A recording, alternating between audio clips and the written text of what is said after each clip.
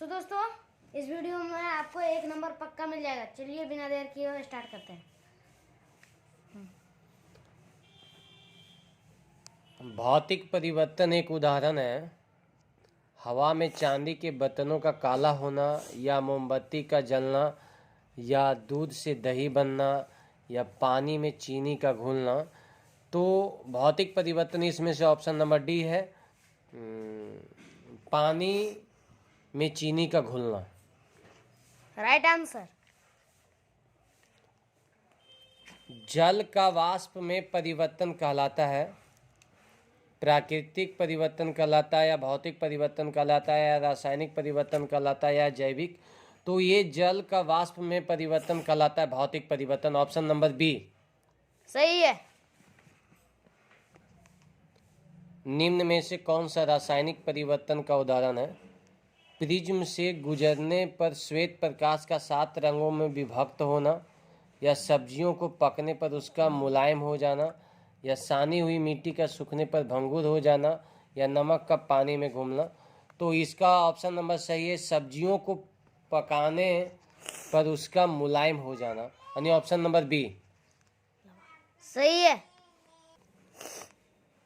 संक्षारण के उदाहरण है सिल्वर पर काले रंग की परत बनना, या तांबे पर हरे रंग की परत बनना, या लोहे पर भूरे रंग की परत बनना, या उपयुक्त तीनों। तो ये उपयुक्त तीनों हो जाएगा, ऑप्शन नंबर डी सही है। निम्नलिखित में से कौन से रासायनिक परिवर्तन का उदाहरण है? सोडियम क्लोराइड का क्रिस्टलन, बर्फ का गलन, दूध अस्कंदन। तो इसमें तो दू पहले जिसमें वो नहीं होगा, तो बी केवल 3 दूध हाँ, केवल 3 बी सही आंसर। उच्चतर तापमानों पर रासायनिक अभिक्रिया तीव्रतर हो जाती है। कथन ये है, कारण याद है, उच्चतर तापमानों पर आणविक गति और द्रुत हो जाती है। तो इसमें से कौन सा ऑप्शन सही है? उच्चतर तापमानों पर रासायनिक अभिक्रिया तीव्र हो जाती है। चलिए, ये तो सही हो सकता है, लेकिन उच्चतर तापमान पर आणविक गति और द्रुत हो जाती है, और द्रुत हो जाती है। हाँ, ये भी बातें सही है। तो इसमें ऑप्शन नंबर ए हो सकता है। ए और आर दोनों सही है, और आर ए का सही स्पष्टीकरण है। सही आंसर। चलिए, गुड। जल अपघटन में ऊर्जा किस रूप में उत्पन्न होती है? तो प्रकाश के रूप में, या ऊष्मा के रूप में, अम्ल के रूप में, या ध्वनि के रूप में।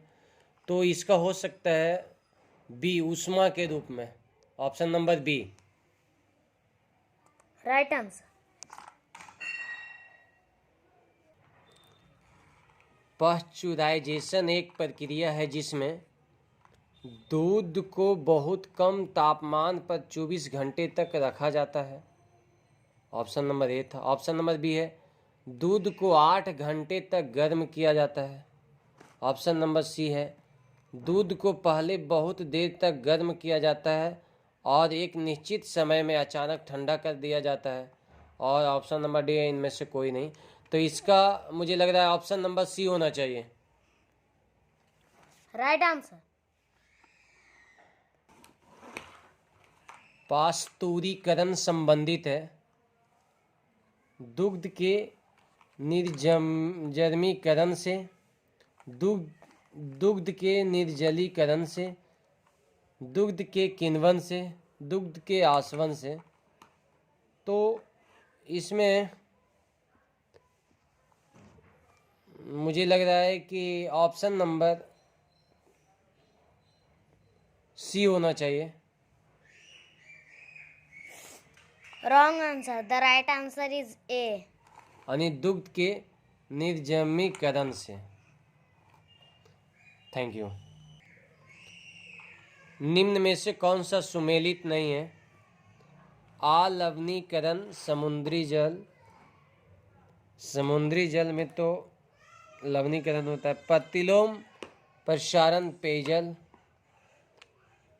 विकृतीकरण प्रोटीन, प्रचुरीकरण चाय। Option number D. Right answer. निम्नलिखित में से कौन सा एक कथन सही नहीं है? किसी जलीय विलयन का क्वथनांक शुद्ध जल के क्वथनांक से अधिक होता है। किसी विलयन में विलेय के योग से उसका जल विभव बढ़ जाता है।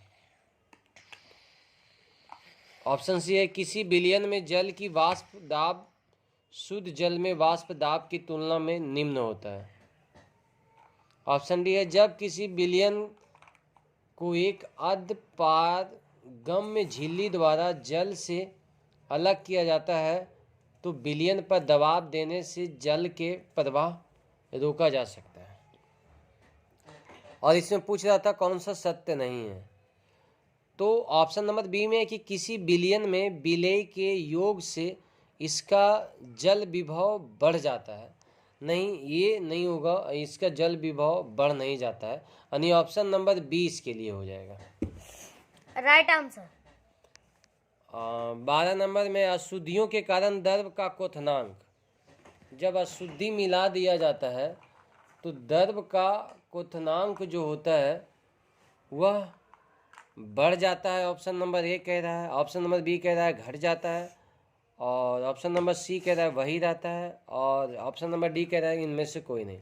तो ऑप्शन नंबर सी तो नहीं हो सकता, वही तो नहीं रहेगा, या तो बढ़ेगा या तो घटेगा। तो जब जल में अशुद्धि मिला दिया जाता है तो इसका क्वथनांक मतलब कि जो वाष्प में परिवर्तन होना है वो क्या हो जाएगा, तो वो वाले बढ़ जाएगा। ऑप्शन नंबर लगता है ऑप्शन नंबर ए होगा। Right answer. Thank you. इसका मतलब क्या होता है? इसका मतलब होता है कि जब जल ऐसे गर्म कर रहे हैं जल, ठीक है, जब जल गर्म करेंगे तो मान लेते हैं कि 100 डिग्री सेल्सियस पर वो वाष्प में बदलने लगता है, वाप निकलने लगता है, और जब उसमें कुछ अशुद्धियाँ मिला देंगे, अशुद्धियाँ का मतलब होता है जल के अलावा कुछ और नमक वगैरह कुछ अदर चीज़ मिला देंगे, तो वो क्या होगा ना कि उसका जो क्वथनांक है, मतलब कि जो 100 डिग्री में वो वाष्प में बदल रहा था वो 100 डिग्री से ज़्यादा में बदलना होगा, ये इसका मतलब होता है। कोहरे में निम्नलिखित में से कौन सा कोलाइडी तंत्र अभिव्यक्त होता है? गैस में द्रव, या द्रव में गैस, या गैस में ठोस, या द्रव में द्रव। यानी कि कोहरा जब लगता है तो कौन सा कोलाइडी तंत्र अभिव्यक्त होता है? तो गैस में द्रव, ऑप्शन नंबर ए सही हो सकता है। Right answer. Thank you. यदि 100 ग्राम चीनी को आधा लीटर पानी में मिलाकर एक संतृप्त चीनी का घोल तैयार किया जाए, संतृप्त चीनी का घोल तैयार किया जाए तो निम्न में से कौन सी भौतिक राशि नहीं बदलेगी? द्रव्यमान और घनत्व। ऑप्शन नंबर बी है घनत्व, घनत्व तो बदल जाएगा। सांद्रता, सांद्रता असंतृप्त, सांद्रता भी बदल जाएगा। आयतन, आयतन और एक द्रव्यमान है, तो द्रव्यमान बदल सकता है। Option number A. Wrong answer. The right answer is D. यानी कि आयतन, आयतन नहीं बदलेगा, द्रव्यमान बदल जाएगा, आयतन नहीं बदलेगा। ठीक है, थैंक यू। ठोस अशुद्धियों के शुद्धिकरण के लिए निम्नलिखित में से कौन सी प्रक्रिया उपयोगी नहीं है?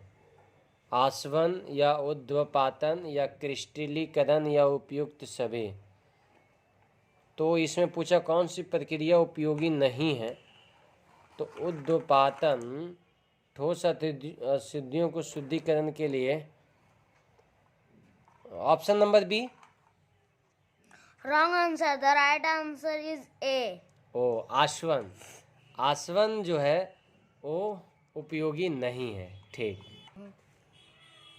क्रोमेटोग्राफी की तकनीकी का प्रयोग होता है रंगीन पदार्थों की पहचान करने में या पदार्थों की संरचना निर्धारण में या रंगीन पदार्थों के प्रभाजी आसवन में या एक मिश्रण से पदार्थों को अलग करने में। तो इसमें हो सकता है कि एक मिश्रण से पदार्थों को अलग करने में, यानी option number D. Right answer. Thank you. ठोस कपूर से कपूर वाष्प बनने की प्रक्रिया को कहते हैं। ये ठोस कपूर से कपूर वाष्प में बदलने की प्रक्रिया को उद्दोपातन कहते हैं। Option number D. Right answer. निम्नलिखित में से किस वस्तु के नमूने को हवा में खुला रखने पर कुछ समय पश्चात गायब हो जाता है, जैसे कपूर, नैप्थलीन अथवा शुष्क बर्फ? इस परिघटना को कहते हैं उद्दोपातन, यानी option number A. Right answer. रेत और नेप्थलीन के मिश्रण को इसके द्वारा अलग किया जा सकता है, तो उद्दोपातन के द्वारा। Option number A. Right answer. एक ठोस से सीधे गैस में परिवर्तन को कहते हैं उद्दोपातन। Option number A. Right answer. 24। UNESCO ने 2019 के उत्सव को रासायनिक तत्वों की आवर्त सारणी के अंतर्राष्ट्रीय वर्ष के रूप में इसके कितने साल पूरा होने का जश्न मनाया? तो ये है 150 साल। Option number B. Right answer. तीसरे और चौथे समूह के ऑक्साइड का समान गुणधर्म क्या है? तो ये बेसिक और एसिडिक है। Option number A. Option number B में बेसिक, ऑप्शन नंबर सी में एसिडिक, ऑप्शन नंबर डी में उदासीन। तो तीसरे और चौथे समूह के ऑक्साइड का समान गुणधर्म है बेसिक और एसिडिक, यानी option number A. Right answer. भूपर पट्टी में सर्वाधिक पाए जाने वाला तत्व है, तो ये है oxygen. Option number A. Right answer. भूपर पट्टी का द्रव्यमान प्रतिशत के रूप में निम्नलिखित में से कौन सा एक सर्वाधिक मात्रा में पाया जाता है? तो सिलिकॉन है या कार्बन है या कैल्शियम है या ऑक्सीजन है?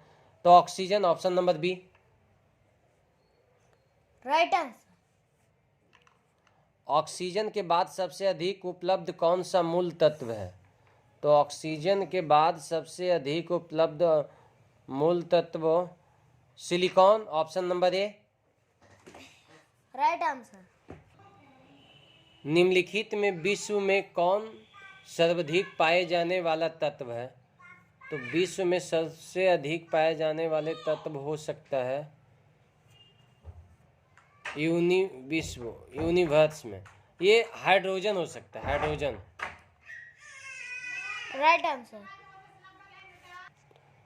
लगभग कितने प्रकार के रासायनिक तत्व पृथ्वी पर पाए जाते हैं? तो लगभग 250। Wrong answer, the right answer is D. हाँ, तो मतलब 100 तत्व पाया जाता है। लगभग 100 तत्व पाया जाता है पृथ्वी पर। अगला, निम्नलिखित में से कौन सा मूल तत्व है? तो रेत है या संगमरमर है या शक्कर है या हीरा है? मूल तत्व कौन सा है? तो संगमरमर। Wrong answer, the right answer is हीरा। अच्छा, हीरा। Thank you. आगे। इसका मतलब क्या हुआ? इसका मतलब ये हुआ मूल तत्व है हीरा, और हीरा जो है वो डायरेक्ट निकलता है, किसी से मिलकर नहीं बनता है। चलिए ठीक है आगे। हीरा की खनिजीय बनावट होता है कार्बन या नाइट्रोजन या जस्ता या निकेल। तो ये carbon, option number A right answer. निम्नलिखित में से कौन सा एक तत्व नहीं है? धातु, अधातु, उपधातु और गैस। कौन सा एक तत्व नहीं है? तो gas, option number C. Wrong answer, the right answer is E. अच्छा, ऑप्शन नंबर ई है।